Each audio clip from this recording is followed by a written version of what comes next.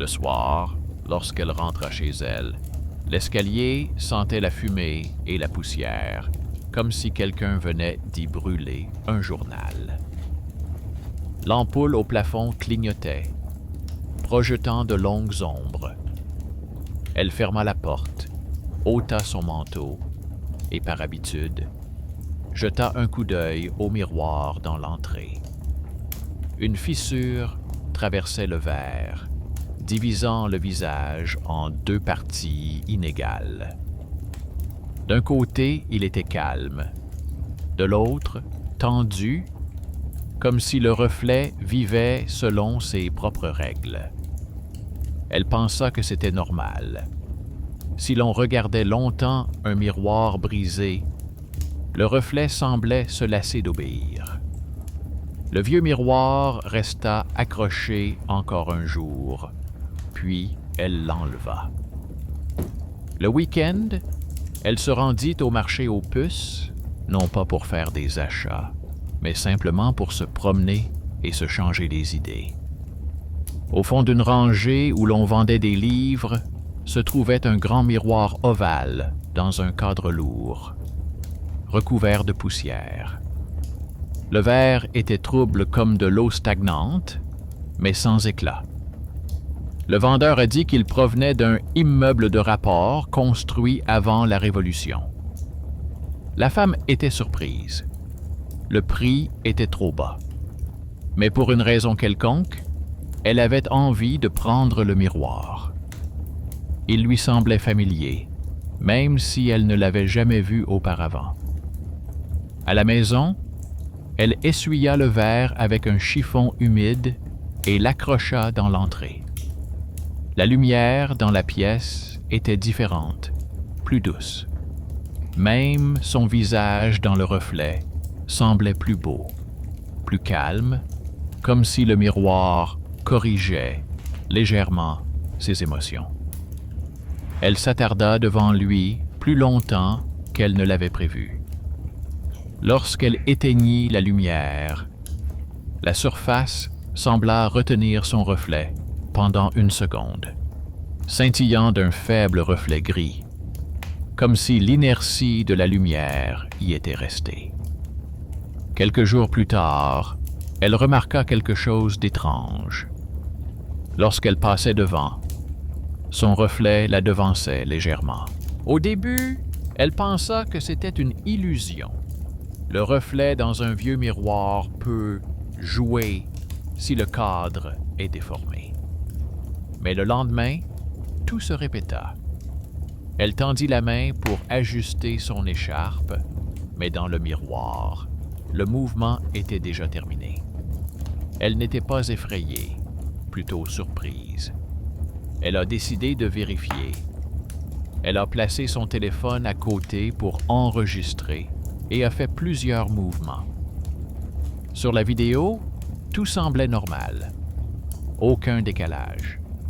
Elle a alors mis cela sur le compte de la fatigue. Ces derniers temps, elle devait travailler plus longtemps, car elle remplaçait une collègue en congé maternité. Elle rentrait épuisée le soir et avait l'impression que le monde avançait un peu trop vite, tandis qu'elle restait à la traîne. Mais les anticipations dans le miroir continuaient. Parfois, elles étaient à peine perceptibles. Son regard dans le reflet commençait à bouger légèrement avant elle. Parfois, c'était plus perceptible. Dans le miroir, elle se retournait déjà, alors que son corps était encore immobile. Elle essayait de ne pas y prêter attention, mais peu à peu, elle a commencé à vérifier le miroir chaque fois qu'elle passait devant, comme pour comparer à quel point la réalité était en retard. Au bout d'une semaine, le miroir ressemblait à une horloge. Il semblait montrer ce qui allait se passer dans un instant. Si elle s'apprêtait à allumer la lumière, son reflet le faisait avant elle. Si elle tendait la main vers une tasse, la main dans le miroir la tenait déjà. Cela commençait à l'agacer. Elle décida de déplacer le miroir dans la pièce, plus loin de l'entrée.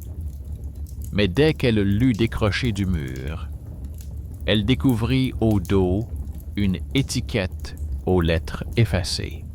Atelier Kolesova, Saint-Pétersbourg.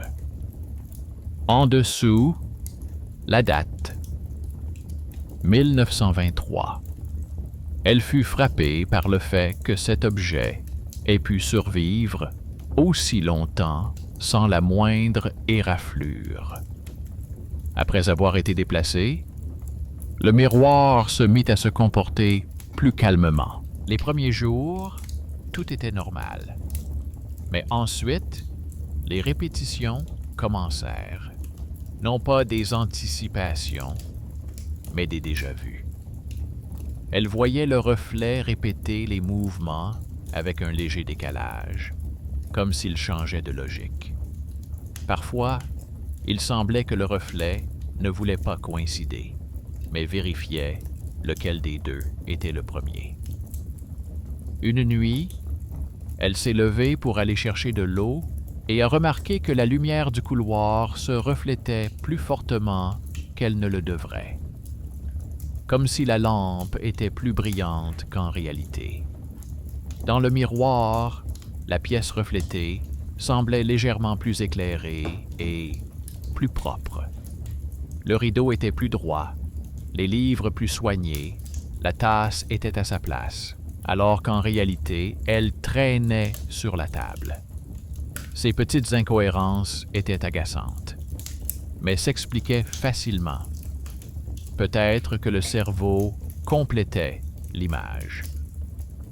Le lendemain soir, les incohérences sont devenues plus importantes.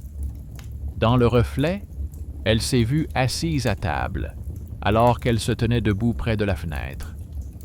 Pendant une seconde, elle a pensé que le reflet avait simplement pris du retard. Mais ensuite, dans le miroir, elle a tourné la tête, un peu avant de le faire dans la réalité. Elle se figea, immobile, sans cligner des yeux. À ce moment-là, le reflet se figea également, mais pendant une fraction de seconde de plus. À ce moment-là, quelque part derrière le mur, un interrupteur cliqua doucement. Le lendemain, elle essaya de trouver une explication rationnelle. Peut-être que le vieux verre au revêtement irrégulier produisait un reflet fantôme. Ou peut-être que les irrégularités de la surface retenaient la lumière, créant l'illusion du mouvement. Elle voulait croire que tout cela était lié à la physique. Mais le lendemain, le miroir a montré plus que ce que la physique pouvait expliquer. Elle se préparait à aller travailler, déjà debout devant la porte avec son sac. Dans le reflet, la pièce semblait identique, à l'exception d'un détail. Là, au fond, devant le rideau, se tenait une silhouette, floue aux traits indistincts, comme l'ombre d'une personne. Elle se retourna brusquement. La pièce était vide. Son cœur battait fort, mais son esprit lui disait qu'elle devait vérifier. Elle s'approcha lentement du miroir, regarda plus attentivement. Il n'y avait personne. Mais elle avait toujours l'impression que quelqu'un venait de se tenir à côté d'elle. La nuit, elle rêva que le miroir brillait de l'intérieur. Elle se tenait devant lui et son reflet bougeait un peu plus vite, souriant une fraction de seconde plus tôt. Le matin, elle s'en souvint avec inquiétude. Ce rêve semblait présager quelque chose. Le soir, en rentrant, Elle remarqua que le miroir semblait l'attendre. La pièce était silencieuse. Lorsqu'elle passa devant, son reflet fit un pas en avant plus tôt que d'habitude. Et cette fois, son visage reflété trembla légèrement, comme s'il voulait dire quelque chose. Elle s'approcha et remarqua soudain que le reflet s'attardait lorsqu'elle clignait des yeux. Un instant plus tard, les yeux dans le miroir s'ouvrirent avant qu'elle ne lève les siens. Et alors, quelque chose a attiré son regard. À l'arrière-plan, dans la pièce reflétée, la porte s'est légèrement entr'ouverte. Elle se figea, se retourna. La porte derrière elle était bien fermée. Dans le miroir, elle vit déjà la poignée de cette porte tourner lentement. La réalité avait un temps de retard d'une seconde. Cette seconde a suffi pour que mon cœur se serre. Lorsque la poignée dans le miroir arriva au bout, un véritable clic se fit entendre derrière elle, dans la pièce réelle. Le clic était faible, mais trop clair pour être confondu avec autre chose. Elle se retourna. La porte était immobile, la poignée immobile. La pièce avait l'air normal, mais l'air semblait plus dense, plus lourd. Une fraîcheur à peine perceptible émanait du miroir, comme celle du verre posé sur la neige. Elle resta immobile, sentant les muscles de son dos se contracter sous l'effet de la tension. Elle finit par s'approcher de la porte et toucha la poignée. Le métal était chaud, comme si quelqu'un venait de la tenir. Elle sentit son cœur se serrer, mais sa curiosité l'emporta. Elle entr'ouvrit la porte. Le couloir était vide. L'obscurité semblait normale, sans danger. Et pourtant, elle avait l'impression que quelqu'un l'observait. Quand elle revint dans la pièce, le miroir ne la reflétait plus entièrement. Une partie de l'image semblait avoir glissé. Le haut du miroir restait plus clair, comme si une autre scène, légèrement différente de celle-ci, se poursuivait là. Dans le reflet derrière elle, la porte était toujours entr'ouverte. Elle-même était fermée. Elle décida d'enregistrer tout cela en vidéo. Elle alluma la caméra, la plaça sur un trépied en face du miroir et s'éloigna. Son reflet était visible sur l'écran du téléphone, normal, immobile.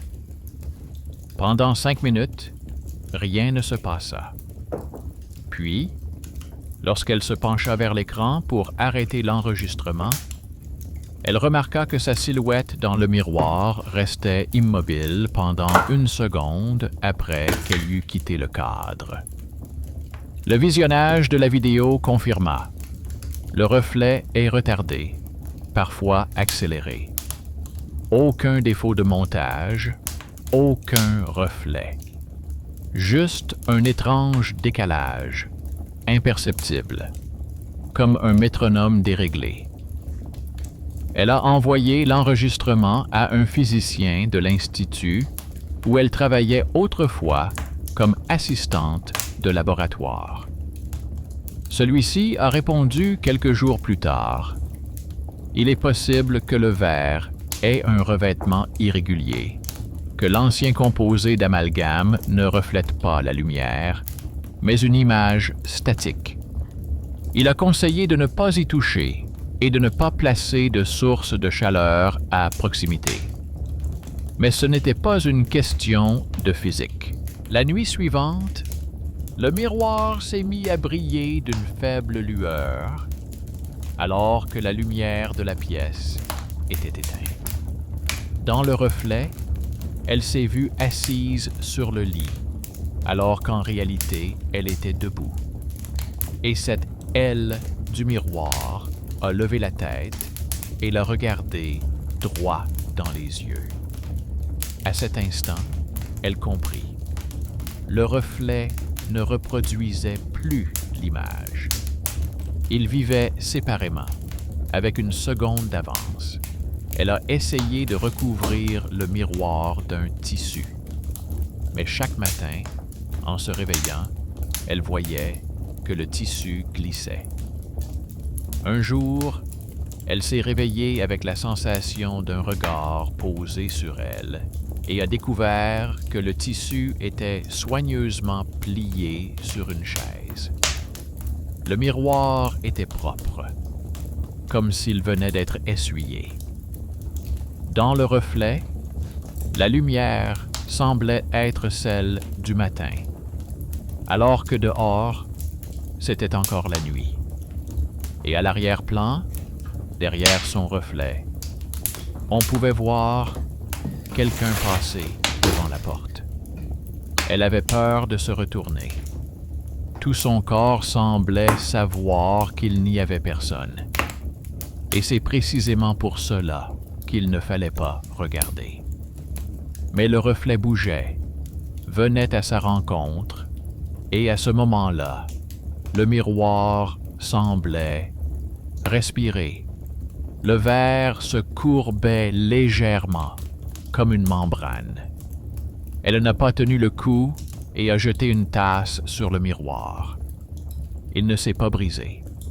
Seule une ondulation s'est formée à l'intérieur, comme sur l'eau. Une seconde plus tard, la surface était à nouveau lisse.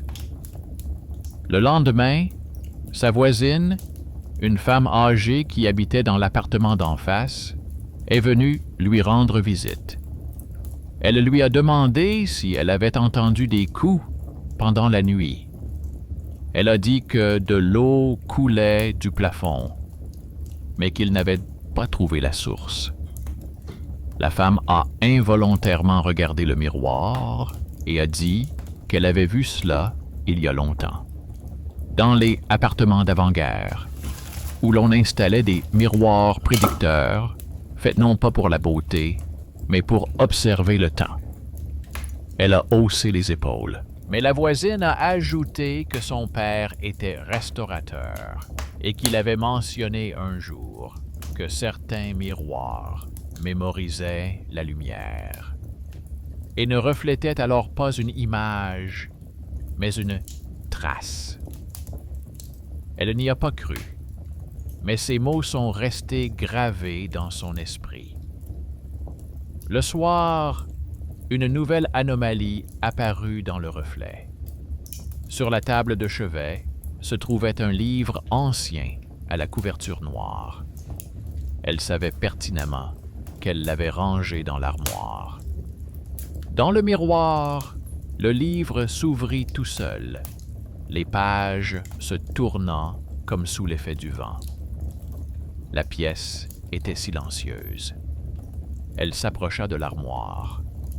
Le livre s'y trouvait bien, mais il était ouvert à la même page que dans le miroir. Chaque jour, le miroir devenait plus actif.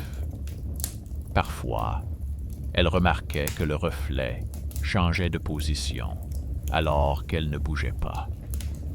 Parfois, les objets dans le miroir étaient disposés légèrement différemment. La chaise était plus proche, le tableau plus haut, la lumière plus douce, comme si tout y était un peu plus parfait. À un moment donné, elle a commencé à avoir l'impression que le miroir ne montrait pas simplement une seconde d'avance, mais une autre version de la pièce, parfaite, correcte. Un soir, en rentrant chez elle, elle s'aperçut dans le miroir qu'elle se tenait dans le couloir, alors qu'elle n'avait pas encore tourné la clé dans la serrure. Dans le reflet, elle entra, ôta son manteau et se rendit dans la pièce. Elle-même restait dehors, immobile, la clé à la main. Lorsqu'elle tourna la clé, il n'y avait personne à l'intérieur. Son inquiétude s'est transformée en obsession. Elle a cessé de voir ses amis, a éteint la télévision, avait même peur de se regarder dans son téléphone. Toute son attention était tournée vers le miroir. Il est devenu le centre de l'appartement, source d'un silence tendu. Parfois, on aurait dit qu'il attendait son regard. Dès qu'on s'en approchait, sa surface tremblait légèrement, comme si elle était vivante. Une nuit, elle se réveilla à cause d'un bruit étrange et un léger cognement, comme si quelqu'un touchait le verre de l'intérieur. Le miroir était en face du lit. La lumière de la fenêtre tombait directement dessus et le reflet de la pièce semblait légèrement plus clair. Une ombre bouge au bord du verre. C'était pas la sienne. Elle regarda dans le reflet. Quelqu'un se tenait immobile près de la porte. Elle se retourna. Personne. Elle reporta son regard sur le miroir. La silhouette avait fait un pas en avant. Son cœur battait à tout rompre, mais elle ne pouvait détourner le regard. Plus tard, la silhouette s'était rapprochée. Un visage légèrement différent, un regard plus froid, une respiration calme, comme celle de quelqu'un qui sait déjà tout. Son double leva la main et toucha la vitre de l'intérieur. À ce moment-là, un cliquetis sec, semblable à un craquement de glace, retentit dans le miroir.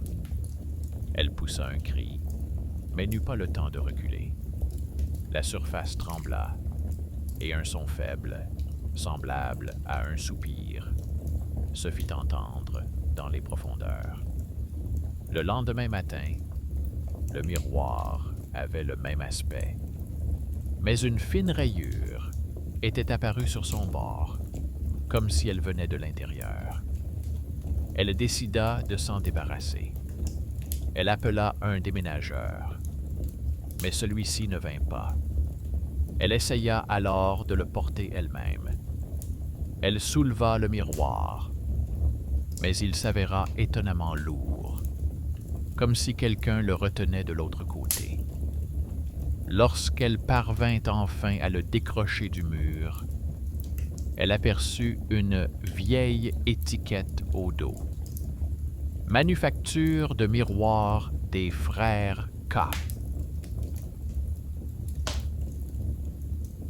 Et un numéro de lot. Le papier était neuf, comme s'il avait été collé la veille. Elle se souvint que le vendeur au marché avait parlé d'une vieille maison.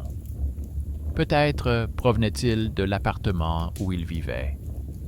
Elle décida de trouver l'adresse. Le soir, elle trouva une mention de la maison dans les archives du journal local. Le bâtiment avait été démoli après un incendie dans les années 70. Il n'y avait eu aucun survivant. Parmi les victimes figurait une femme du nom de Kolesova.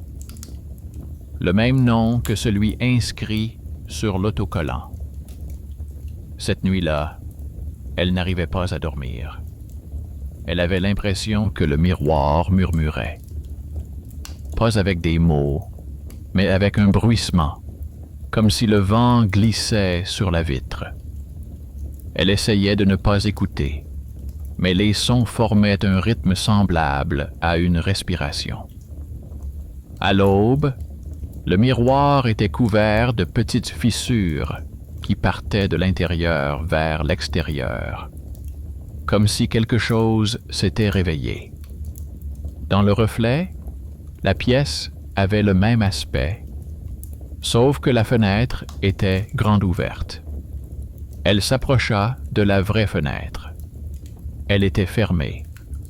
À ce moment-là, 3 coups retentirent dans le miroir, comme si quelqu'un frappait à la porte. Et 1 minute plus tard, on frappa à la porte. Les coups se répétèrent. 3 coups courts, réguliers, comme un métronome. Elle regarda par le judas et vit un couloir vide et sombre, seulement éclairé par l'ombre de la rampe et une lampe tamisée au plafond. Dans le miroir, la porte était déjà entr'ouverte et une boîte allongée, entourée d'un ruban gris, était posée sur le paillasson. Cela ressemblait à une blague à retardement. Dans le reflet, l'événement s'était produit, mais dans la réalité, il n'avait pas encore eu lieu. Elle décida de ne pas ouvrir et resta ainsi pendant 1 minute entière, comptant les battements de son cœur. Exactement 1 minute plus tard, dans la réalité, des pas retentirent dans l'escalier, suivis d'une respiration et d'un bruissement de papier. Derrière la porte, quelqu'un dit qu'il allait laisser le colis et qu'il n'était pas nécessaire de signer. Elle ne répondit pas. Les pas se sont tus. Lorsqu'elle a ouvert la porte, il y avait effectivement une boîte sur le paillasson, emballée de la même manière que dans le miroir. Son prénom était inscrit sur le formulaire, mais son nom de jeune fille était indiqué, celui qu'elle n'utilisait plus depuis longtemps. Dans la case « Destinataire », le nom Kolesova était écrit à la main, d'une écriture régulière et assurée. Elle porta la boîte sur la table. Elle était étonnamment lourde, comme si elle ne contenait pas un objet, mais de l'air comprimé, jusqu'à devenir dure comme de la pierre. Le carton sentait l'humidité et la vieille encre d'imprimerie. Elle coupa le ruban et retira délicatement le couvercle. À l'intérieur se trouvait un support en bois pour le miroir avec des fentes pour les fixations, de vieux journaux entre les couches, une enveloppe avec une fine ficelle et une petite clé en métal. À l'intérieur du dos, on pouvait voir des marques au crayon, comme si quelqu'un avait vérifié les dimensions du mur. Des flèches, des distances, des annotations, ici vide. Sur le bord, il y avait un marquage brûlé avec les initiales KK. Elle déplia les journaux, des morceaux d'annonces, des notes sur des incidents quotidiens, la liste des locataires d'un immeuble. Entre les pages se trouvait une photo. Une femme en robe sombre, les cheveux attachés en queue de cheval, les mains sur les genoux. Son visage était calme, comme si elle savait qu'on la photographiait en souvenir. Au dos, une inscription. Lida Kolesova. Chambre près de la fenêtre, à droite du poêle. Ses traits étaient étrangement familiers, pas seulement une ressemblance, mais aussi la position habituelle de la tête, le pli des lèvres, le regard, comme chez les personnes habituées à écouter plus qu'à parler. Dans l'enveloppe se trouvait un reçu, une avance pour la restauration d'un atelier de menuiserie, le nom du client, Kolesova, l'adresse d'une vieille maison qui n'existait plus. À côté, une clé fine comme un cheveu, avec le chiffre 3. Des traces de peinture verte étaient figées sur la clé. Elle se souvint qu'elle avait dans sa cuisine un petit placard peint avec exactement la même vieille peinture verte, héritée de sa grand-mère. Sur la paroi intérieure de ce placard, il y avait toujours une étrange fente, comme pour un mini-verrou. Elle n'avait jamais compris à quoi elle servait. Elle pensait que c'était une simple coïncidence, jusqu'à ce qu'elle remarque dans le miroir que le placard était déjà ouvert et qu'une clé identique se trouvait à l'intérieur. En réalité, il était fermé. Une idée simple lui vint à l'esprit. Vérifier. Elle posa la boîte, se rendit dans la cuisine et trouva dans le renfoncement sous l'étagère un trou de serrure si petit qu'il lui avait auparavant semblé être un simple défaut. La clé s'inséra parfaitement, tourna facilement, comme si elle avait attendu cela depuis des années, et l'étagère s'écarta de quelques millimètres, révélant une fine poche étroite dans le mur. Il y avait là un mot plié et un morceau de verre miroir de la taille d'une paume. Sur le mot, écrit d'une vieille écriture, il était écrit « Si tu ne veux pas répéter, ne demande pas au miroir ce qui va se passer. » La note était signée par ma grand-mère. Le nom de jeune fille de ma grand-mère était Kolesova. Elle n'a pas tout de suite compris ce que cela signifiait, mais le lien s'est immédiatement établi. Le miroir du marché provenait de la même maison que celle d'où venait sa grand-mère. La famille y avait vécu autrefois, et quelque chose était resté sur le verre. Elle se souvint que sa grand-mère disait parfois que le jour se voit dès le soir, comme si elle savait à l'avance les petites choses qui allaient se produire. À l'époque, cela semblait être une expérience. Maintenant, elle pensait que c'était une habitude de parler à son reflet, qui répondait à l'avenir immédiat. Elle retourna dans la pièce. Le miroir la reflétait avec un décalage d'1 minute. Le morceau de verre du placard était déjà posé sur la table, soigneusement inséré dans le cadre, comme un marque-page. En réalité, elle tenait le morceau de verre dans sa main. Elle le posa sur la table et pensa pour la première fois qu'elle pourrait l'utiliser à son avantage. Si le miroir montre 1 minute à l'avance, on peut vérifier s'il faut laisser entrer quelqu'un, répondre au téléphone, jeter un œil sous la porte avant que quelqu'un ne frappe. C'est comme avoir un petit bouclier pendant 60 secondes. Cette idée était dangereuse, car elle donnait du pouvoir. Elle décida de la tester sur un truc simple. Elle mit la bouilloire sur le feu et regarda dans le miroir. Dans le reflet, l'eau bouillait déjà et commençait à déborder. Elle retourna à la cuisinière et baissa le feu. Quand l'eau arriva à ébullition dans la réalité, la bouilloire ne déborda pas. Quelqu'un avait gagné 1 minute. Une deuxième idée lui vint alors. On peut remarquer ce qui n'est pas encore entré dans la pièce.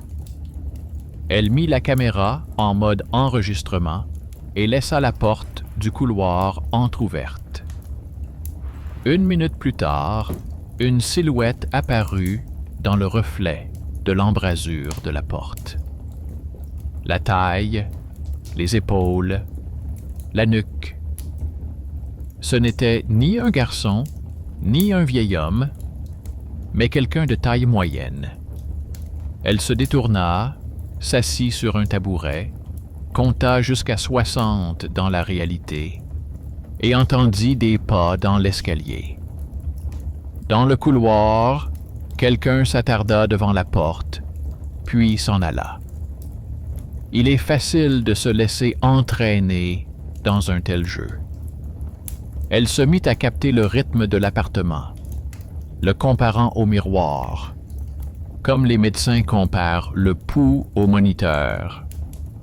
Une ampoule qui allait bientôt griller, une sonnette qui allait bientôt retentir, le bruit de l'ascenseur 1 minute avant que la cabine ne s'arrête à son étage. Elle comprit rapidement que le miroir ne se trompait pas. Et elle comprit aussi qu'anticiper chaque minute signifiait ne pas vivre dans le présent, mais dans l'attente. Les premières conséquences étaient presque risibles. Elle cessait de trébucher sur le tapis, car elle voyait à l'avance comment il se froissait dans le reflet. Elle sortait la clé à temps, car le reflet la tenait déjà dans l'autre main. Elle posait la tasse plus loin du bord de la table. Mais le froid intérieur ne disparaissait pas. Avec ces petites choses utiles, le miroir avait apporté dans la maison un sentiment persistant de présence étrangère. La voisine revint avec des questions sur les bruits nocturnes et dit qu'elle avait entendu des chuchotements, comme si la radio dans leur mur captait une station lointaine. Elle répondit qu'elle n'avait pas de radio et ajouta que c'était peut-être la ventilation. La voisine a regardé autour d'elle, a posé son regard sur le miroir et a remarqué que dans le reflet, son foulard était noué différemment. La voisine a souri et a dit que le miroir la flattait, parce qu'elle semblait plus jeune dans le reflet. Avant de partir, elle lui a demandé de ne pas ouvrir la porte la nuit au premier coup et lui a raconté que son père, dans sa jeunesse, avait observé un phénomène similaire dans une maison d'avant-guerre. Le miroir devançait l'extinction des lumières dans la maison, qui se produisait exactement à l'heure prévue.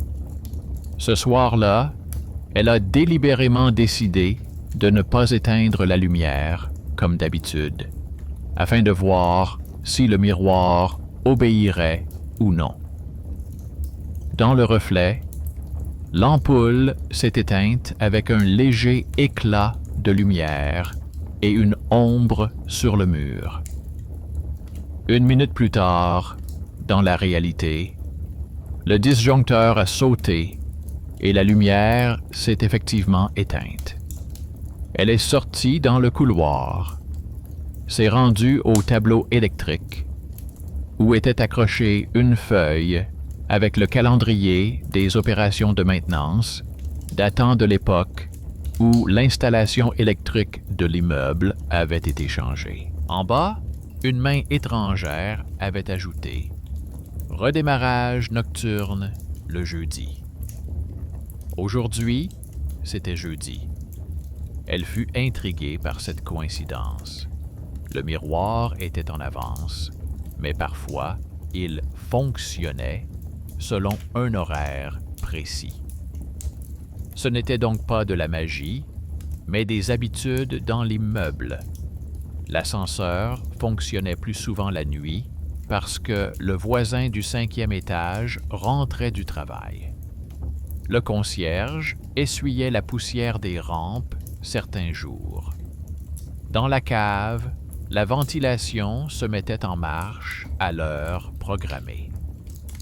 En rassemblant ces rythmes, on peut deviner ce qui va se passer dans 1 minute, sans avoir besoin d'un miroir. Mais le miroir en montrait tout de même un peu plus.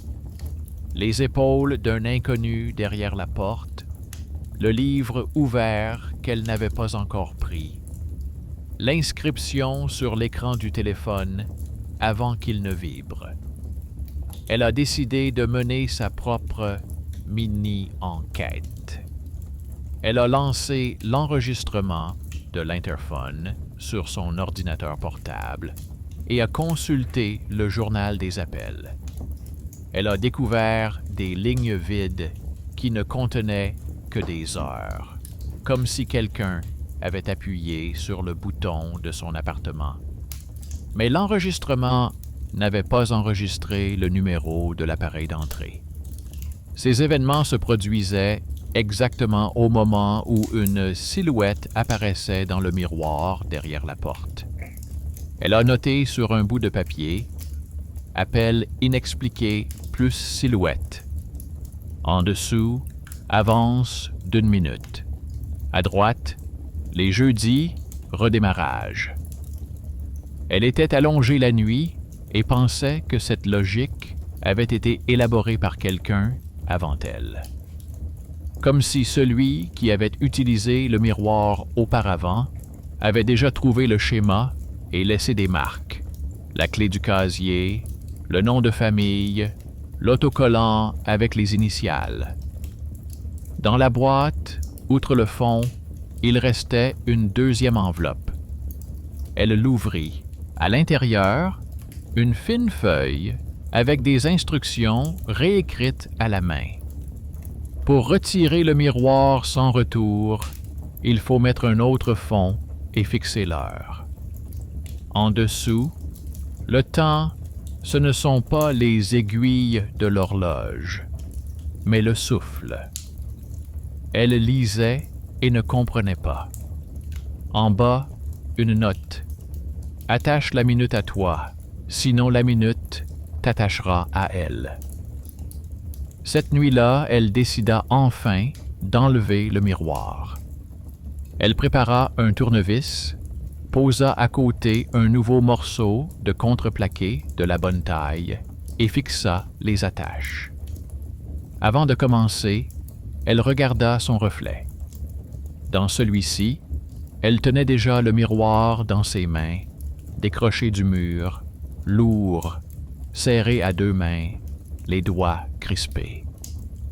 Son regard dans le reflet était étrange. Calme, mais trop calme, comme celui d'une personne qui a pris une décision.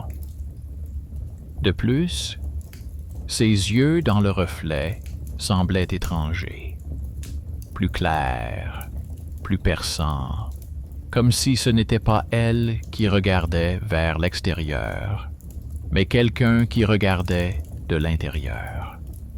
Ce regard la brûlait. Elle se tourna vers le vrai miroir. Dans la réalité, ses yeux étaient fatigués, sombres, comme d'habitude. Dans le reflet, ils étaient pâles, avec une étincelle métallique. Elle recula d'un pas. Et le miroir recula d'une fraction de seconde avant elle, conservant la même distance. Elle comprit qu'elle ne pouvait pas attendre, sinon le reflet prendrait le dessus. Elle prit un tournevis, força les fixations et souleva le cadre.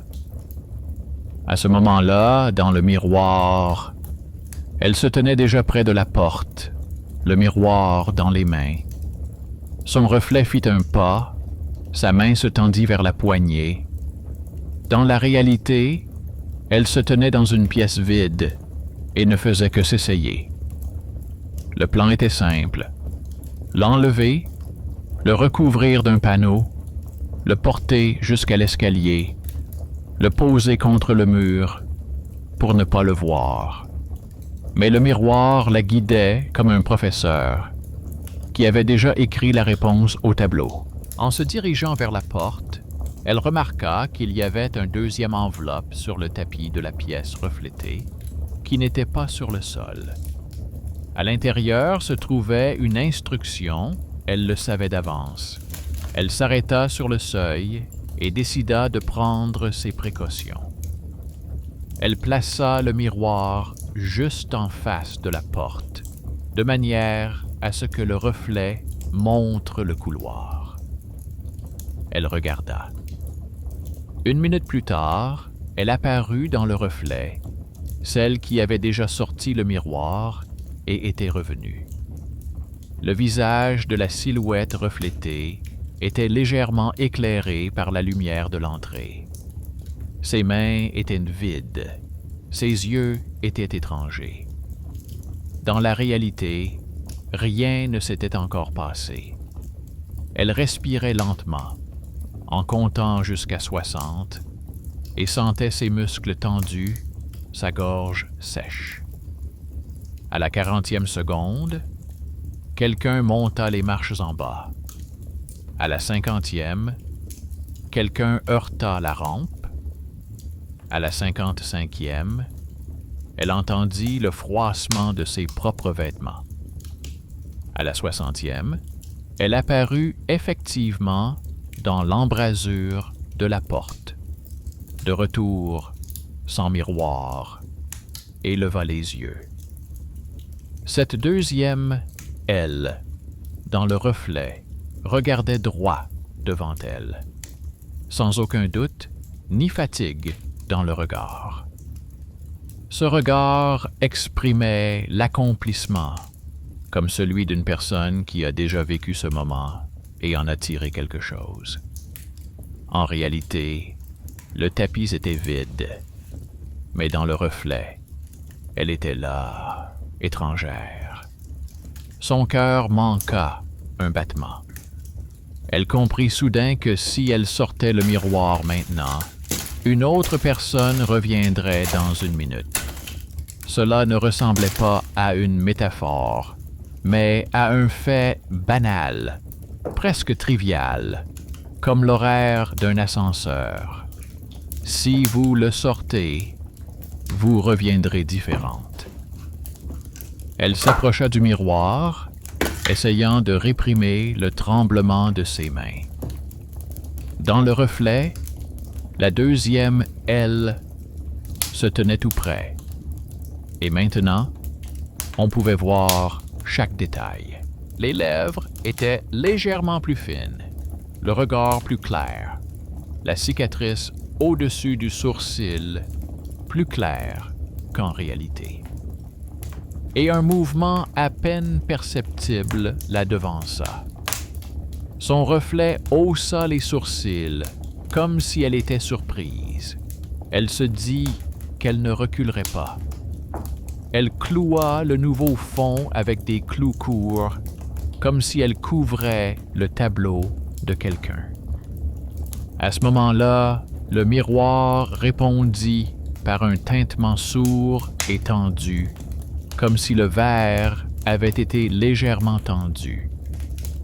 Dans le reflet, la deuxième, elle, recula, et derrière elle passèrent des ombres. Pas une, pas deux, plusieurs. Elle comprit qu'elle n'était pas seule dans ce couloir et qu'elle n'était pas seule dans cette pièce. Les minutes qui appartenaient à différentes personnes vivaient leur vie tranquille dans le verre. Quand quelqu'un voulait les fermer, elles bougeaient comme de l'eau dans laquelle on plonge la main. Le boîtier a de nouveau cliqué. La lumière a changé dans l'escalier. Sur la table, dans la boîte, une clé a tinté, comme si on l'avait soigneusement posée sur le bord. Elle s'est retournée brusquement. En réalité, tout était sur la table comme elle l'avait laissé. Dans le reflet, la clé brillait déjà, et une main aux doigts fins la glissa dans la poche d'un manteau. Elle connaissait ce geste. Sa grand-mère faisait ainsi lorsqu'elle ramassait la monnaie sur la table. Rapidement, précisément, sans bruit. Elle eut froid. Là, devant elle, quelqu'un profitait de ce qu'elle n'avait pas encore eu le temps de cacher. Elle serra dans sa main un morceau de verre provenant du placard de la cuisine et se souvint du mot laissé par sa grand-mère. « Si tu ne veux pas répéter, ne demande pas au miroir ce qui va se passer. » La décision ne vint pas de son esprit, mais de son habitude de vivre sans l'aide des autres. Elle se dit qu'elle allait cesser de vérifier. Elle allait partir sans regarder ce que lui réservait l'avenir. Elle enfila sa veste, prit le miroir à 2 mains, sentant son poids inutile, et se dirigea vers la porte, regardant obstinément le sol, comme quelqu'un qui ne veut pas voir le signe devant lui. Dans le reflet, la deuxième elle s'arrêta, comme si elle ne s'attendait pas à ce que l'autre ne la regarde pas dans les yeux. Elles se croisèrent pendant 1 seconde, comme des gens dans un escalier étroit, et chacune resta dans son temps. Le couloir sentait le brûler, comme le premier soir, lorsque l'odeur s'était échappée du conduit à ordures. Des voix lointaines se faisaient entendre dans l'escalier. Elle descendit d'un étage, posa le miroir contre le mur et expira. Dans le reflet, elle se vit remonter sans le miroir et pensa que tout était fini. Mais au fond du miroir, une autre silhouette apparut, une femme, les cheveux relevés, vêtue d'une robe simple. La silhouette passa devant elle sans la voir, s'arrêta devant la porte de l'appartement et posa la main sur la poignée, comme pour appeler.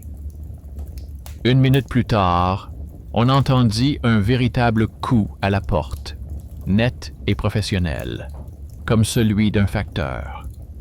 Elle s'éloigna de la balustrade et se leva, plus lentement qu'elle ne l'aurait souhaité. Derrière la porte, une voix annonça qu'elle apportait un document officiel provenant des archives. Une voix neutre, sans émotion. Elle ouvrit. Sur le paillasson se trouvait une enveloppe timbrée. À l'intérieur, une copie du registre d'un immeuble d'avant-guerre, une liste des locataires, parmi lesquels figurait Lydia Kolosova. Dans la note, il était écrit « Sœur d'Anna P ». Elle ne connaissait cette Anna que comme un nom dans la légende familiale. Il s'avérait que la femme sur la photo était la sœur de son arrière-grand-mère. Le lien s'étendait à travers les années, non pas comme une parenté mystérieuse, mais comme une simple note sur papier. L'enveloppe a été apportée par un jeune coursier. Petit, maigre, le visage fatigué. Il a expliqué que les archives avaient demandé de la transmettre avec une mention spéciale, car quelqu'un avait cherché ces mêmes documents la veille. Elle a demandé qui. Il répondit que le nom était illisible, mais que la note portait les initiales KK. Elle le remercia. Le coursier regarda autour de lui et demanda soudain s'il pouvait aider à sortir le vieux meuble qui se trouvait dans le couloir. Il remarqua que le miroir était dangereux ainsi placé. Elle fut surprise par cette simple attention. Dans la file d'attente, on se serait peut-être moqué de lui pour son inquiétude. Mais il s'est avéré être ce bienfaiteur inattendu, un homme aux moyens modestes qui a décidé, par un petit geste, de déplacer un objet lourd. Ils sont descendus ensemble. Le coursier a dit qu'il avait une sangle et a proposé de la passer autour du cadre pour l'empêcher de glisser. Elle a accepté. Elle a jeté un coup d'œil dans le miroir et a vu qu'1 minute plus tard, la sangle maintenait bien le cadre et qu'une égratignure brillait sur sa main. Elle voulut lui dire d'être plus prudent, mais se souvint de sa décision. Ne pas vérifier. Elle se dit qu'elle lui ferait confiance, comme on fait confiance aux gens quand il n'y a personne d'autre à proximité. Il tira, souleva et remarqua que le verre semblait tirer vers l'arrière, comme du caoutchouc. Elle acquiesça. Ils ont sorti le miroir dans la cour. Pendant un instant, elle a eu l'impression que l'air était devenu plus léger. Le livreur a dit qu'il avait des gants et a proposé d'attendre le camion poubelle pour donner le cadre comme encombrant. Elle a acquiescé à nouveau. Il est resté près de l'entrée et a commencé à remplir le bon de livraison sur son scanner. Un petit écran clignotait en vert. Elle est remontée chercher la boîte avec le fond et les documents. Le miroir laissé dans la cour reflétait la lumière de la fenêtre de son appartement, régulière, calme, comme une lampe laissée allumée pour ceux qui rentrent tard. En montant, elle entendit l'ascenseur s'arrêter entre 2 étages. Les portes s'ouvrirent et se refermèrent sans bruit. Dans le miroir, au tournant de l'escalier, elle aperçut un mouvement. Quelqu'un était entré dans l'ascenseur avec le miroir sous le bras. En réalité, elle était seule. Elle s'arrêta et leva les yeux vers le palier. Le miroir près de la cour était à sa place, le coursier à côté. Mais son silhouette dans le reflet était déjà dans la cabine. Exactement 1 minute plus tôt. Elle ne courut pas et ne cria pas. Elle serra simplement l'enveloppe contre sa poitrine, comme un bouclier. Et elle pensa que ce n'était pas seulement son reflet qui avançait. D'autres avançaient aussi, ceux qui avaient déjà utilisé ce miroir, et même les habitudes de la maison. L'ascenseur, le vide-ordures, le panneau. Tout vivait 1 minute plus tôt. À la maison, elle posa les documents sur la table, la liste des locataires, les autocollants, les reçus. Dans le registre de l'immeuble, ils trouvèrent une note écrite au crayon par une main étrangère. Ne pas regarder le miroir dans l'entrée tous les soirs. À côté, les initiales AP. La même Anna que dans l'arbre généalogique. Elle ne savait pas encore qui elle était, mais elle sentait un lien comme un poids sur sa clavicule. Pas mystérieux, mais lourd, comme une armoire familiale qu'on ne peut pas jeter. La nuit, elle se réveilla à cause du silence. Un silence si dense qu'on n'entendait pas un bruit, mais plutôt l'absence de bruit. Le miroir dans la cour n'éclairait rien, mais elle le voyait comme on voit les objets dans un rêve, clairement, comme s'il était tout près. À l'intérieur du verre, une faible lumière bougeait, comme un pouls, elle savait. Dans la cour se tenait une personne qui n'était pas encore arrivée. Et dans 1 minute, on frapperait à nouveau à la porte. Et effectivement, 3 coups brefs, professionnels, prudents.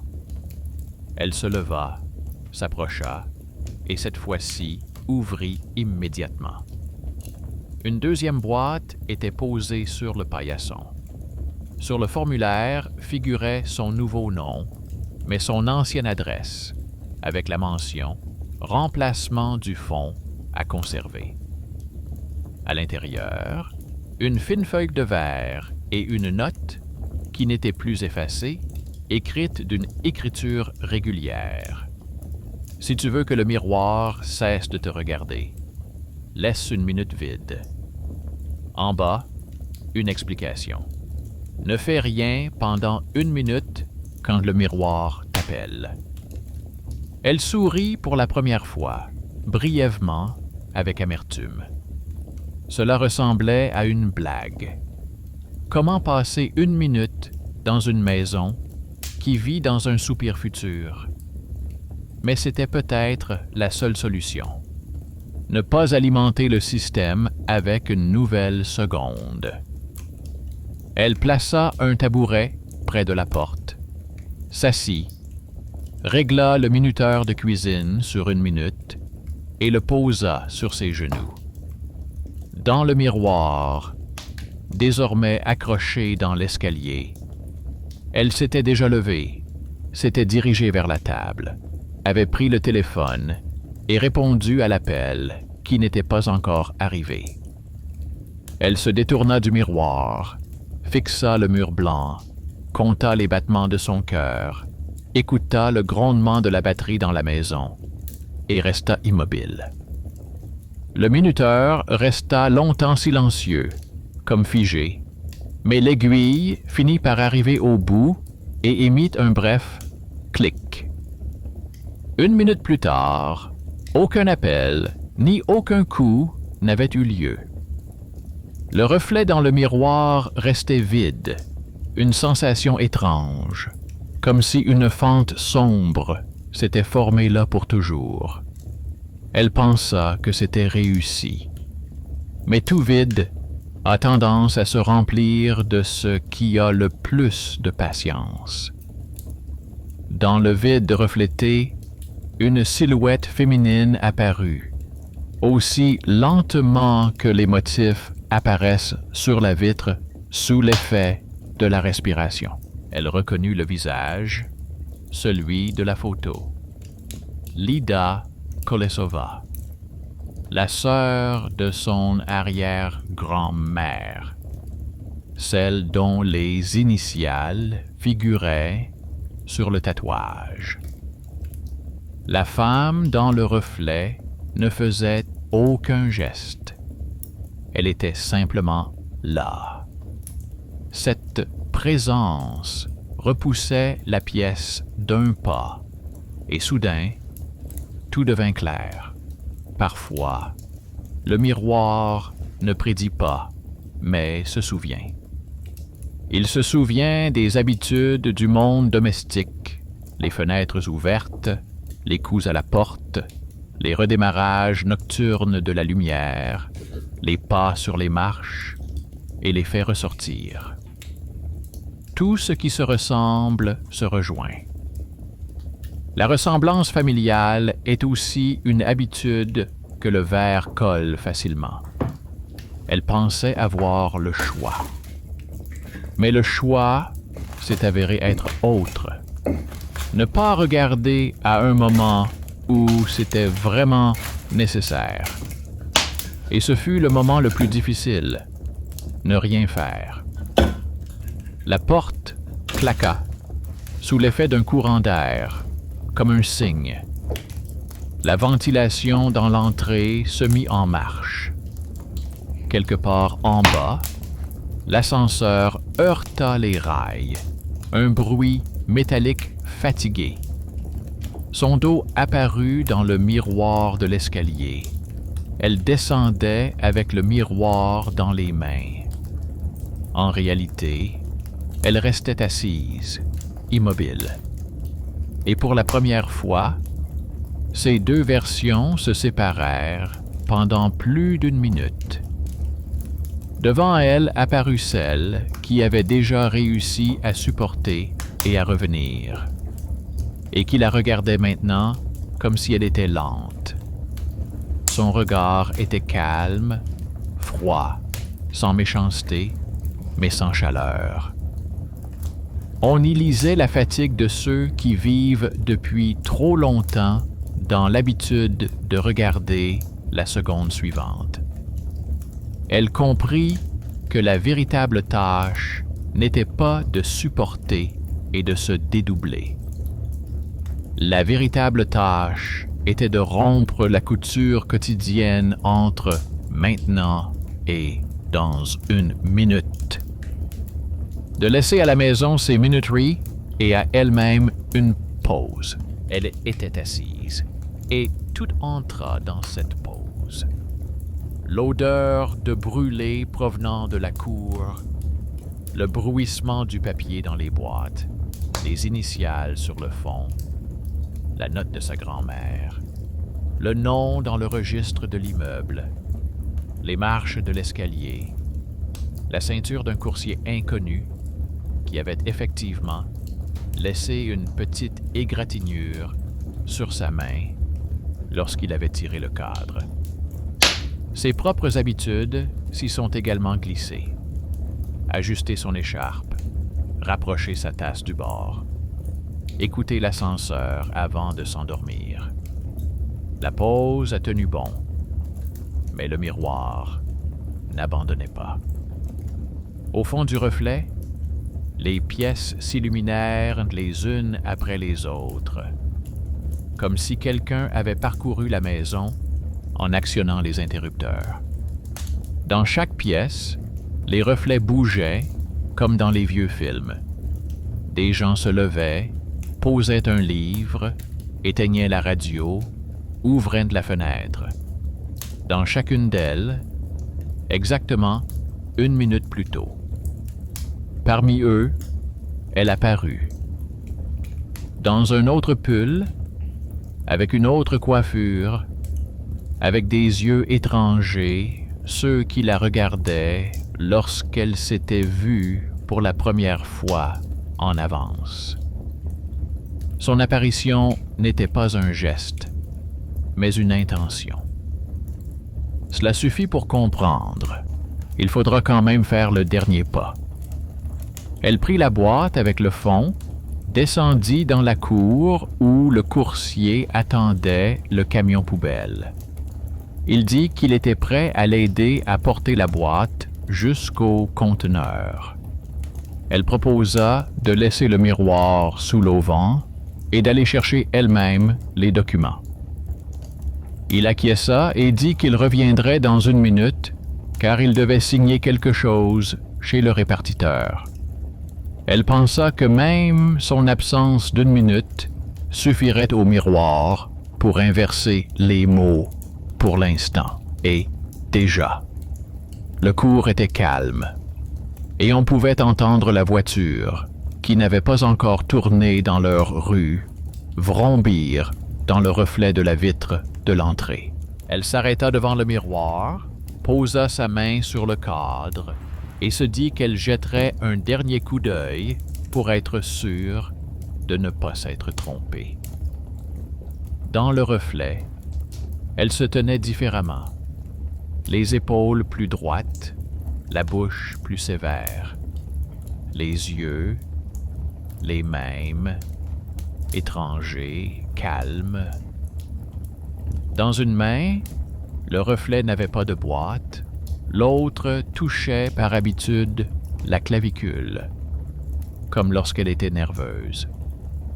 Ce mouvement, répété toute sa vie, était le fil conducteur qui permettait au miroir de la reconnaître parmi les autres. 1 seconde, 2, 1 minute suffit pour que n'importe quelle promesse faite à soi-même soit rompue. Elle recula, décidant de ne plus regarder. C'est alors que le concierge entra par le bas, au détour du couloir, cet homme insignifiant que personne ne remarquait dans l'entrée. Un hochement de tête pour un hochement de tête. Il dit qu'il l'avait vu sortir les cadres et qu'il avait du vieux contreplaqué. Il proposa, sans même regarder, de simplement recouvrir le fond et de fixer le miroir pour qu'il devienne ordinaire, comme tous les autres. Il dit qu'il avait déjà fait cela dans un autre immeuble, où les gens souffraient à cause de la brillance. Elle ne savait pas si elle devait le croire. Mais ce sont précisément ses mains, rugueuses et assurées, qui se sont avérées être ce savoir-faire caché contre le statut, qui fait la différence dans ce genre d'histoire. Il ne connaissait pas les mots amalgame et charnières à minute. Il savait simplement comment enfoncer un clou pour que le bois ne se fende pas et comment poser les cadres sur le côté pour que le verre ne se fissure pas. Ils ont fixé ensemble le fond. Il a dit qu'il ne regarderait pas dans le verre. Elle n'a pas regardé non plus. Il faisait un travail simple et parlait de choses simples. Par exemple, qu'il valait mieux ne pas repasser les vieux vêtements à contresens. Il lui a demandé d'apporter un autre clou. Elle est partie quelques instants. À son retour, elle ne l'a pas trouvé. Sa casquette était posée à côté, soigneusement pliée. Le fond était parfaitement ajusté au cadre. Dans le miroir, qu'il soit au soleil ou à l'ombre, seule elle se reflétait désormais, à cet instant précis. Sur le bord du cadre, une rayure à peine visible, en forme de lettre D, comme un détail laissé par la main, que tout le monde ne remarquera pas. Le héros méconnu est parti sans demander de remerciement. Elle pensa qu'elle avait terminé. Elle tourna le miroir vers le mur, se retourna vers la maison et, à travers la vitre de la fenêtre, elle se vit entrer dans la pièce sans miroir et s'approcher de l'entrée. Ses yeux n'avaient plus leur calme froid d'avant. Ils étaient ternes, comme ceux d'une personne qui n'est pas sûre d'être restée elle-même. La montée prit moins d'1 minute. Le palier sentait le brûler, à peine perceptible, comme le tout premier jour. Le miroir de l'entrée avait été décroché. Il y avait une tache plus claire sur le mur. Dans la pièce régnait un silence dans lequel on pouvait entendre la maison veiller sur elle-même. L'ascenseur respirait dans la cage. Les portes des rares voisins murmuraient dans le vestibule. Les radiateurs redistribuaient la chaleur. Elle posa le registre de la maison sur l'étagère, la note de sa grand-mère dans le placard, la clé au même endroit. Elle s'assit sur le bord du lit et essaya de comprendre si ce moment lui appartenait.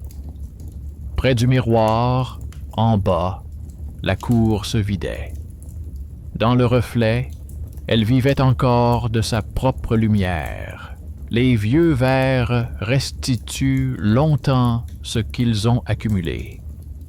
Elle sentait que l'histoire n'aime pas les fins abruptes.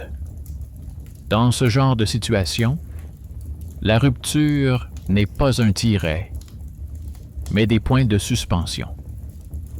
Un clic sec retentit dans le couloir. Elle connaissait ce bruit. Le disjoncteur venait de se réenclencher.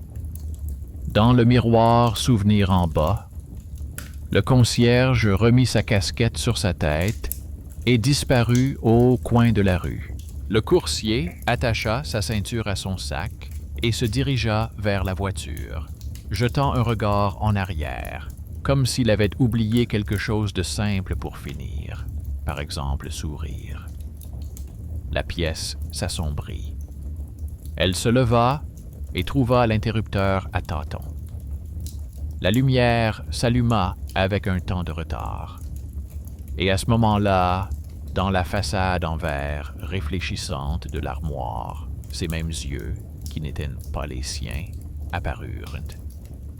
Ces yeux, étrangers, ne venaient plus du miroir un instant plus tôt, mais d'elle-même, qui s'était trop longtemps accrochée au signe, au lieu de respirer à son propre rythme.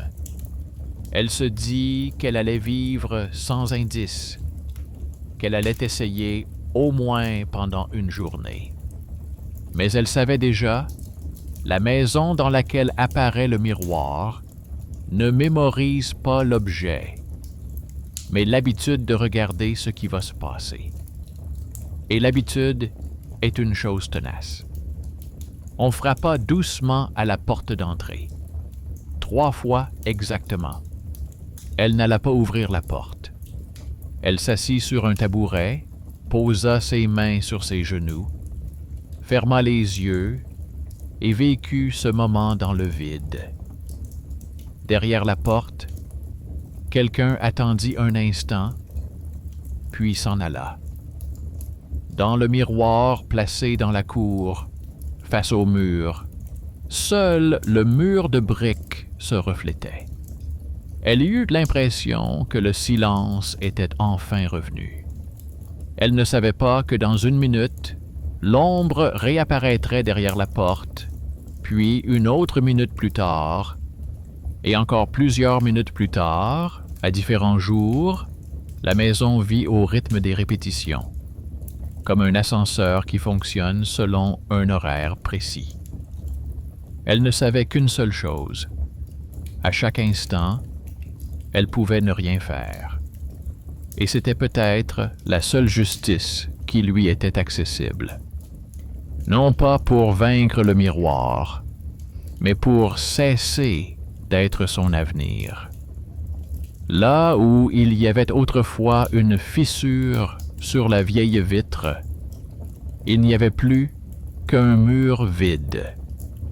Sur celui-ci, une tache de la couleur du temps s'estompait en formant un ovale. La voisine a dit que le vide reflétait aussi. Elle a acquiescé et a ajouté que le vide reflétait peut-être de manière plus honnête. Dans l'historique de l'interphone, le lendemain, il ne restait que des lignes vides sans numéro, seulement l'heure. Elle y ajouta un mot au crayon. Attendre. Dans la colonne « Appel », il n'y avait plus aucune inscription. Les caméras montraient des escaliers visibles. Elle ne savait pas que ce n'était pas la fin. Mais elle savait qu'elle était désormais capable de supporter la pause. Et la pause, comme quelqu'un l'avait écrit au dos du miroir, c'est le souffle, si l'on respire par soi-même. Le matin, elle vérifia la porte pour les détails habituels. La chaîne était accrochée à un clou, le paillasson était légèrement déplacé, et il n'y avait rien dessous. Sur la table, il y avait des enveloppes, une copie du registre de l'immeuble, des reçus, des notes au crayon, redémarrage nocturne et attendre. Une veste était suspendue au dossier d'une chaise. Dans la poche se trouvait une clé avec le chiffre 3, froide, fine comme une aiguille.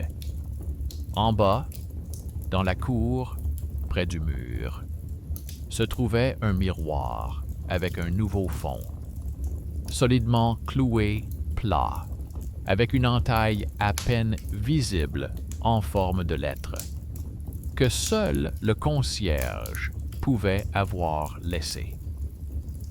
Elle ressentit un léger sentiment de réconfort à l'idée que quelqu'un d'invisible avait fait un travail meilleur que n'importe quel artisan du catalogue. Ce héros méconnu, à qui personne dans cette maison n'avait l'habitude de dire merci, était déjà reparti d'un pas décidé vers ses sceaux et ses clés, laissant derrière lui une victoire silencieuse. Une notification provenant des archives clignotait sur son téléphone. Un employé écrivait qu'il avait vu sa demande, qu'il avait comparé l'autocollant avec celui de la manufacture des frères Ska, et qu'il était prêt à venir, à rédiger un procès-verbal et à emporter l'objet pour le conserver comme objet familial ayant une valeur documentaire. Il ajoutait qu'il disposait d'une caisse en bois avec des coins rembourrés et un tissu opaque. Cela semblait être une chance rare. Une personne extérieure disposant de ressources réelles, pouvait, d'un seul coup, retirer l'objet de la maison sans scandale avec l'administration, sans dispute avec les voisins et sans explication superflue. Elle pensa que c'était exactement l'intervention qu'elle attendait. Pas un miracle, mais une simple bureaucratie capable de mettre fin à des histoires étranges, à coups de cachets et de factures. Elle répondit qu'elle serait chez elle. Elle posa son téléphone écran vers le bas pour ne pas voir les notifications. Il restait quelques heures avant son arrivée. C'était suffisant pour tout gâcher et suffisant pour tout terminer. Elle enfila des gants et descendit dans la cour. L'air était limpide, comme après une pluie nocturne, bien qu'il n'ait pas plu. Le miroir était posé contre le mur, à demi tourné, et reflétait une partie de la cour, les poubelles, les cimes des arbres, le mur de la maison voisine, les briques rugueuses. Rien de mystique, juste un objet et de la lumière. Mais elle savait qu'à l'intérieur s'accumulait tout de même une réserve momentanée d'avenir. La porte de la poubelle allait s'ouvrir. Un chat allait traverser l'allée. Un pas allait frapper le métal. Et le miroir allait le montrer avant que cela n'arrive. Elle le tourna vers le mur. Le métal du cadre craqua comme une branche sèche. À ce moment-là, le concierge sortit du bas et fit un signe de tête. Il dit qu'il avait fixé le fond correctement, comme on lui avait appris, qu'il tiendrait si on ne le poussait pas avec quelque chose de pointu. Il ajouta qu'on pouvait le caler sur le côté pour qu'il ne glisse pas et qu'il valait mieux le couvrir du soleil jusqu'à ce qu'on vienne le chercher. Dans la poche de sa veste, il y avait effectivement une égratignure récente en travers de la main, celle-là même qu'elle avait vue 1 minute plus tôt. Et cela rendait la prédiction peu coûteuse et réaliste. Dans cette maison, seules les blessures causées par le travail sont prédites. Elle le remercia. Il fit un geste de la main et dit qu'il fallait se dépêcher, car le camion poubelle ne passerait pas aujourd'hui, mais demain. Cela lui rappela le rythme auquel elle allait devoir s'habituer sans miroir. Ne pas deviner, mais connaître les horaires. À la maison, elle rangea dans un dossier tout ce qui concernait le miroir. La photo de Lida Kolesova, une copie du registre de l'immeuble, la note de sa grand-mère, les reçus et les rubans. Elle mit à part le petit éclat trouvé dans le placard. Le morceau de verre pesait lourd dans sa paume, comme un caillou trouvé sur un chemin familier. Elle pensa que le garder, c'était conserver une échappatoire. Mais le jeteur, c'était rompre le fil qui la reliait à une compréhension chaleureuse. Sa famille ne venait pas d'une légende, mais de personnes qui vivaient dans une maison avec un poêle et payaient leur loyer avec des billets bleus, d'une femme dont les mouvements ressemblaient aux siens. Elle fit ce que sa grand-mère lui avait appris sans aucune note. Elle mit le fragment dans une enveloppe et y inscrivit quelques mots, son nom de famille et casier. Ce n'était pas de la magie, mais de l'ordre. L'archiviste est arrivé vers midi. C'était un homme petit et maigre, avec une mallette et une boîte en bois munie de sangles. Il a dit qu'il n'aimait pas discuter des choses étranges au téléphone, qu'il préférait voir les objets de ses propres yeux, remplir un formulaire et les emporter immédiatement. Il lui a demandé si elle avait une preuve de parenté et elle lui a montré une copie du registre de la maison, délivré la veille. Le nom de famille Kolesova, sur la même ligne que le prénom, qui correspondait à celui de son arrière-grand-mère, et une note indiquant « sœur biologique ». Il a hoché la tête et a ajouté sèchement que cela suffisait pour la légende familiale que les archives considèrent comme pertinente pour le marquage du stockage. Il n'a pas promis que l'objet serait exposé. Il a déclaré que la tâche des archives était de transférer la responsabilité des personnes aux documents. Cela a été dit sans arrogance, comme un fait qui peut aujourd'hui sauver des vies. Ils descendirent dans la cour. Le concierge avait déjà placé le morceau de contreplaqué perdu sous le cadre et l'avait attaché à la tuyau avec de la ficelle. L'archiviste sortit un tissu noir et proposa de recouvrir le verre sans le regarder afin de ne pas créer l'effet du dernier plan. Elle l'aida à le tenir pendant qu'il nouait les sangles. Il a dit que dans de tels cas, il valait mieux ne pas s'attarder sur le reflet, car l'œil mémorise la lumière et commence à la rechercher. Il l'a répété calmement, sans mystère. Lorsque le miroir fut rangé dans le coffre et que les ceintures se bouclèrent, elle eut l'impression que la cour s'était agrandie. Pas de bruit, pas de courant d'air. Juste la disparition de cette sensation de tension qui avait duré quelques secondes, comme si la maison avait retrouvé son souffle normal. L'archiviste souleva un coin de la boîte et lui demanda de l'aider à soulever l'autre.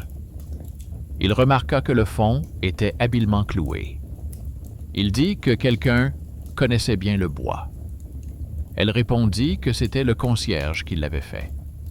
L'archiviste acquiesça et ajouta qu'il le mentionnerait dans le rapport comme ayant aidé, si cela ne le dérangeait pas. C'était une petite réparation de justice. Le nom d'un homme qui n'est pas appelé maître apparaîtrait sur une feuille de papier à côté du cachet. Ils ont porté la boîte jusqu'à la voiture. L'archiviste a ouvert le coffre et a déclaré que désormais, le miroir ne serait plus un objet dangereux dans la maison, mais un objet comptabilisé. Il a ajouté qu'il ne ferait plus partie de sa vie quotidienne. Il a dit que si elle sentait que le silence dans l'appartement était toujours perceptible avec un certain retard, il valait mieux vivre quelques jours sans aucune surface réfléchissante. Fermer l'armoire aux portes vitrées, retirer les panneaux brillants, accrocher un tissu ordinaire à un clou. Il parlait comme un médecin donnant des prescriptions simples. Elle est rentrée chez elle et a fait exactement cela. Elle a recouvert la façade en verre de l'armoire d'un vieux drap, a retiré le couvercle brillant de la bouilloire et a posé le téléphone face vers le bas. Il restait sur le mur de l'entrée un ovale clair, semblable à l'espace vide laissé par une vieille photo. Elle le regarda et, pour la première fois, elle se vit non pas à travers le miroir, mais à travers la perception intérieure de la disposition de la pièce. Où se trouvait la fenêtre? Où se trouvait la table? Où se trouvait la porte? Rien de réjouissant, juste une connaissance sereine. Le soir, sa voisine revint la voir. Elle lui demanda s'il était trop tard pour signer le bon de livraison du colis de la veille. Elle regarda sa voisine et remarqua qu'elle semblait plus jeune dans le mur vide que dans le miroir. La voisine dit qu'elle avait vu un homme avec une caisse dans la cour et qu'elle respirait mieux dans le couloir. Elle ne savait pas pourquoi. Elle haussa les épaules et dit que parfois, les maisons rendaient l'air quand on en sortait quelque chose. La nuit, la maison respirait régulièrement. Pas de cliquetis inutiles, pas de bruit de pas mystérieux. Le matin, l'interphone affichait plusieurs lignes vides avec l'heure et son numéro. Elle a signé au crayon à côté de l'une d'elles, a tenu 1 minute. Ce n'est ni un rapport, ni une demande, juste une note personnelle. La journée était ordinaire et il n'y avait rien à noter. Elle travaillait, cuisinait, rangeait des vêtements dans des cartons. Elle pensait à ceux qu'elle avait vus sur les papiers. À Lida Kolesova, à son arrière-grand-mère, à la façon dont les gens laissent des traces non seulement dans les miroirs, mais aussi dans les livres, dans les marques, dans les panneaux en contreplaqué, dans les ceintures des coursiers, dans les égratignures sur la main du concierge, dans la série de redémarrage du tableau électrique le jeudi. Tout cela formait un mythe qui ne prétendait pas être surnaturel. Simplement, une habitude à la maison coïncidait avec une habitude familiale. Et l'objet avait conservé ce moment commun comme une épine. En fin de journée, une lettre est arrivée des archives. L'archiviste a indiqué qu'il avait réceptionné l'objet et enregistré son numéro de stockage. Il a ajouté qu'il avait trouvé un autre autocollant caché sous une couche de papier à l'intérieur du cadre. Sous le fond, un nom de famille qui correspondait au nom de jeune fille de sa grand-mère et une date qui confirmait leur lien.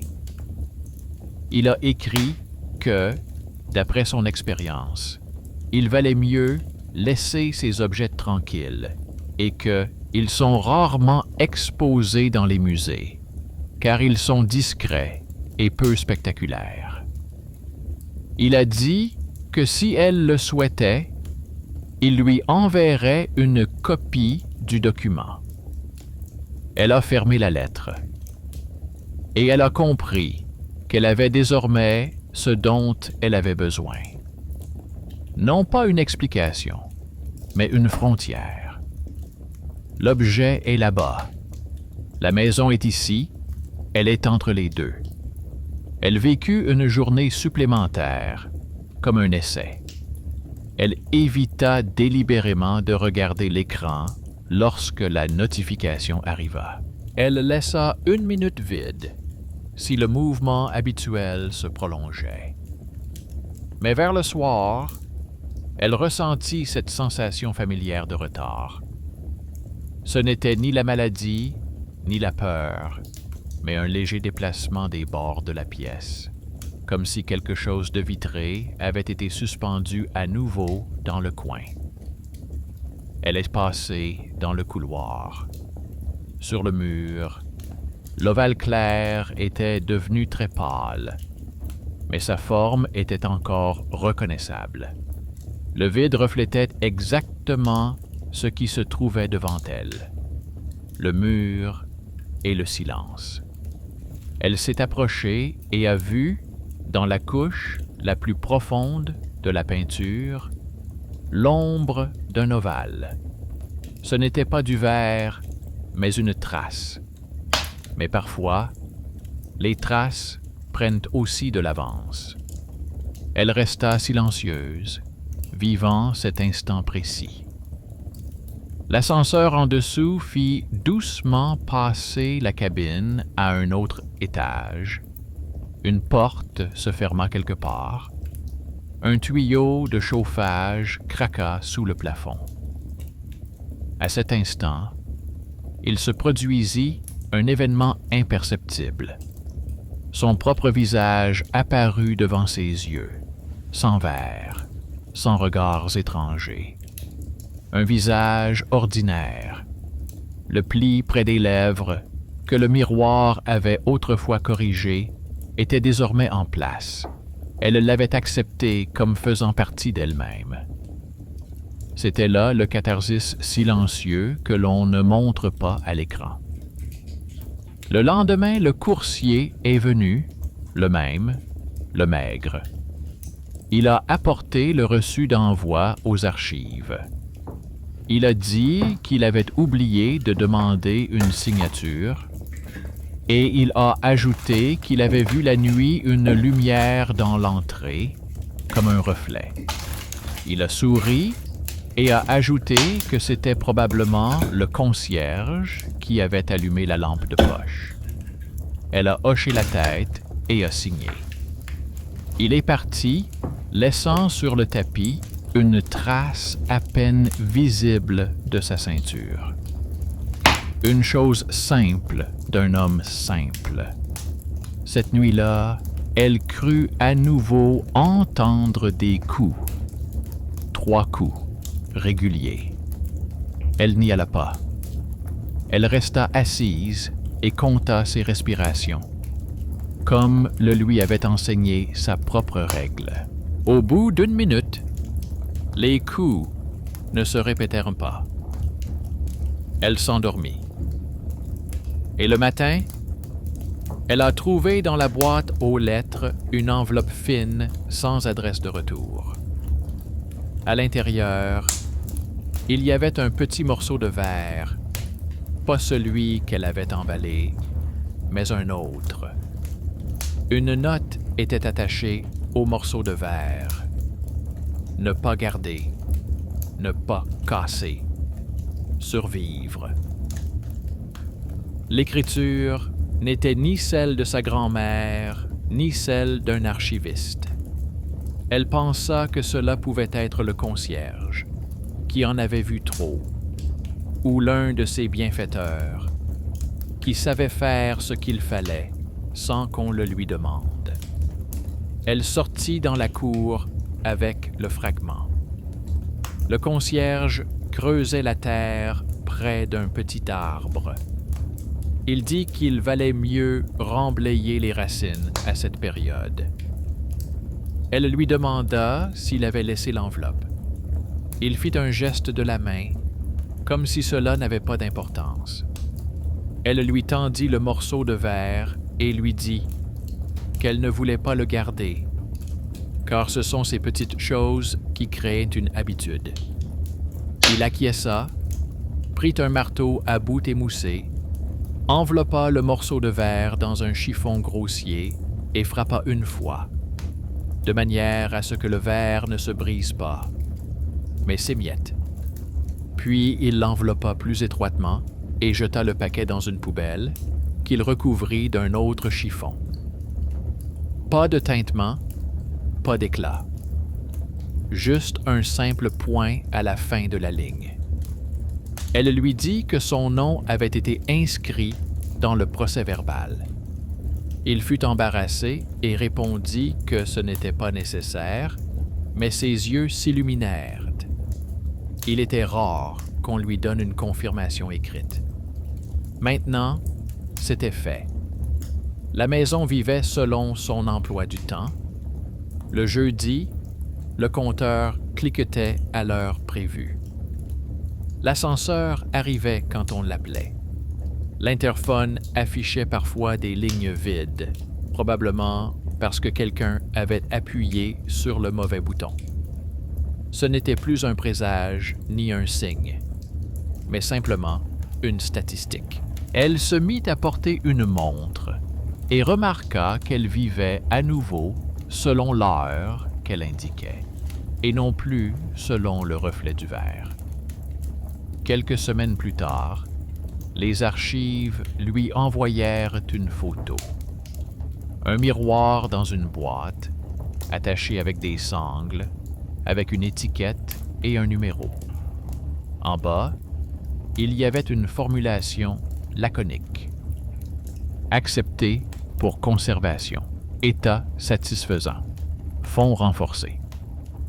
L'archiviste a ajouté de son propre chef que parfois, dans les fonds, les objets se réchauffent et se refroidissent tranquillement. Et c'est vrai. Il lui a souhaité de respirer à son rythme. Elle ferma la lettre et regarda l'ovale vide sur le mur. Elle posa sa main sur la peinture. Le mur était chaud. Elle ne pensait pas aux énigmes, mais au fait qu'à présent, chaque soir, elle devrait supporter 1 minute, celle-là même qu'elle avait donnée au miroir. Cette minute n'appartiendrait à personne. Rien ne s'y passerait. Sa décision y vivrait. Le soir, sa voisine lui apporta un pot de confiture et lui dit que l'entrée de l'immeuble était devenue plus légère. Elle ajouta que les services municipaux avaient enfin changé l'ampoule et que l'odeur de brûlé avait disparu. Elle raconta qu'elle avait rêvé d'une jeune femme aux cheveux relevés qui la regardait sans inquiétude. Elle ne s'attarda pas à expliquer ses rêves. Elle se contenta d'acquiescer et de remercier. La maison s'était habituée à son nouveau rythme. Elle ça aussi. Parfois, sa main se tendait vers le mur vide. L'habitude était plus forte. Elle arrêtait sa main et attendait 1 minute. Pendant cette minute, il n'y avait pas de prédiction, seulement sa respiration. Et cette simple minute s'avéra plus juste que n'importe quel mystique. Car le résultat final n'était finalement pas déterminé par le verre, la maison ou les yeux étrangers dans le reflet, mais par le fait qu'elle avait décidé de ne pas regarder là où tout était déjà prêt pour elle. En bas, près du mur où se trouvait le miroir, une fine bande verte s'étirait en cercle régulier, empreinte laissée par la caisse. Le concierge l'avait coupée en tondant la pelouse, et cette bande ronde et aplatie avait disparu. Comme disparaît toute trace si on ne lui accorde pas d'attention. Sur le mur, l'ovale vide continuait à pâlir. Un jour, il se confondrait avec la peinture. Mais pour l'instant, il ne rappelait pas un mystère, mais une solution. Cela suffisait.